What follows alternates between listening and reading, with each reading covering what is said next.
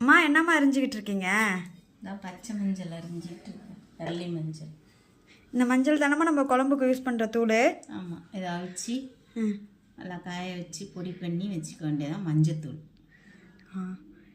இதை எங்கள் இந்த மஞ்சள் வந்து பொங்கல் அப்போ கிடைக்கும். எப்பொழுதுமே நாங்கள் இந்த மஞ்சள் வந்து அம்மா சொல்கிற மாதிரி அவிச்சு காய வச்சுடுவோம்.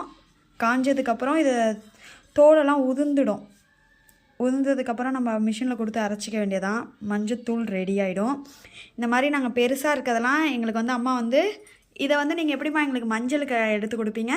சாணி பாலில் அவிச்சு அந்த காஞ்சோன்னு அந்த தோலெல்லாம் சணல் சாக்கில் அப்படி வச்சு இது பண்ணிட்டோம்னா போயிடும். இதோட நம்ம மூஞ்சில் எப்போதும் போல் தேய்ச்சி குளிக்க வேண்டியது.